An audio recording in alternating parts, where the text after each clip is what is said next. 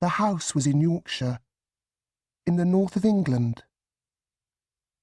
My aunt and Uncle Reed had 2 children, a boy, John, and a girl, Eliza. I liked my Uncle Reed, and he liked me. But in 1825, my uncle died. After that, I was very unhappy. My Aunt Reed did not like me, and John and Eliza were unkind to me. It was a cold, rainy day in December. All of us were in the house. I wanted to be alone. I wanted to read. I opened a book. Then I heard my cousin John's voice. "Jane, Jane Eyre, where are you?" John shouted. He came into the room and he saw me. "Why are you reading my book?" he asked. "Give it to me." John took the book. He hit my head with it. I screamed. John hit me again. I pulled his hair and I kicked him. "Help! Help! Mamma!" John shouted.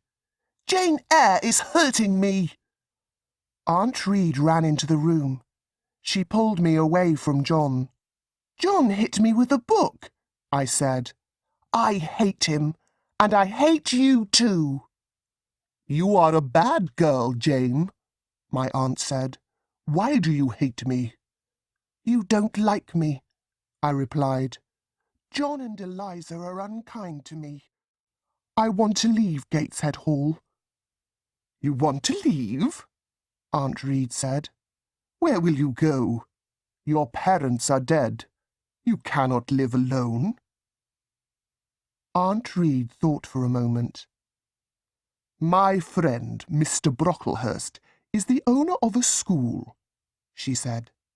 "I will send you to Mr. Brocklehurst's school." A few days later, Mr. Brocklehurst came to Gateshead Hall. He was a very tall man. His eyes were dark, and his face was cruel. "Jane Eyre," he said to me, "God does not like bad children. God punishes bad children, Jane Eyre."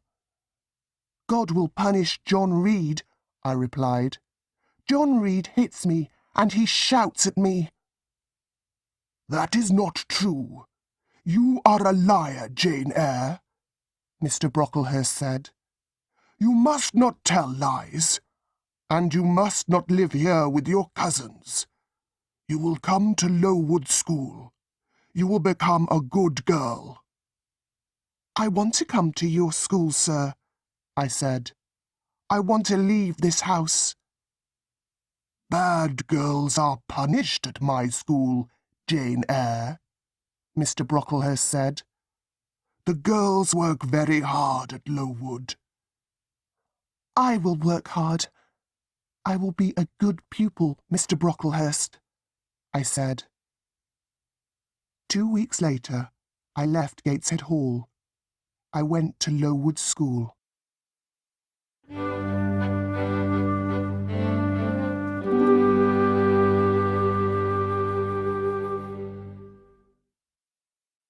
Chapter 2. Lowood School. It was the month of January. I arrived at Lowood School at night.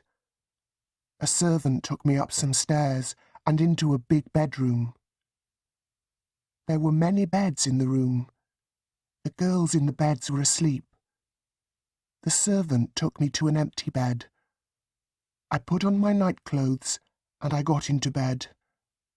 Soon I was asleep too. I woke up very early. A loud bell was ringing. The bedroom was dark and cold. I watched the other girls. They washed in cold water and they dressed quickly. There was a plain brown dress next to my bed, and there was a pair of ugly, heavy shoes.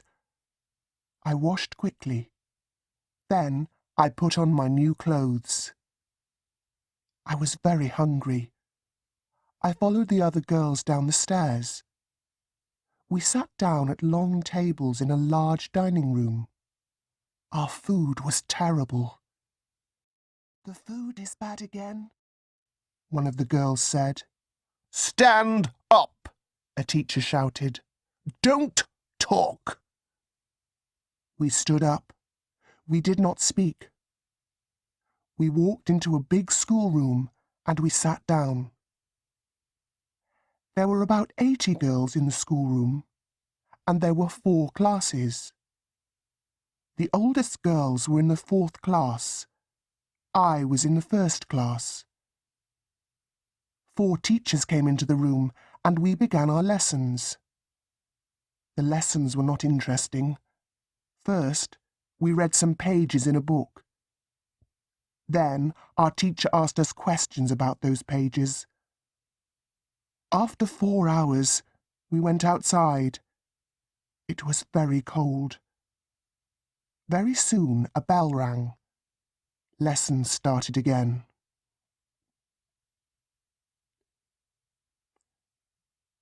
Three weeks passed. One afternoon, the head teacher came into the schoolroom. The head teacher's name was Miss Temple. Mr. Brocklehurst was with her. We all stood up. I stood behind an older girl. I did not want Mr. Brocklehurst to see me. 组装水泥车，搅拌你的建筑材料，也可以变身小牙医，先清除蛀牙，再用粘土填平，或是成为小厨师，做出好吃的培乐多汉堡。用培乐多捏出想象力。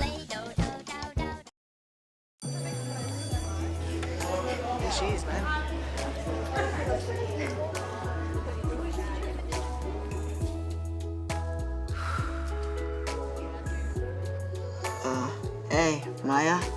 Hey, Mike. I was thinking if you want to go to the school dance with me. Yeah, totally. Experience the moment from anywhere. Toyota. Start your impossible. Mr. Brocklehurst walked slowly round the room.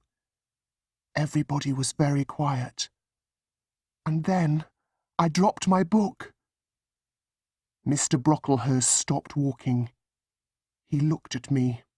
"Ah, the new girl," he said. "Come here, Jane Eyre." Then he pointed at 2 of the older girls. "You 2 girls, put Jane Eyre on that high chair," he said. "Look at Jane Eyre, everybody," Mr. Brocklehurst said. "This child is bad.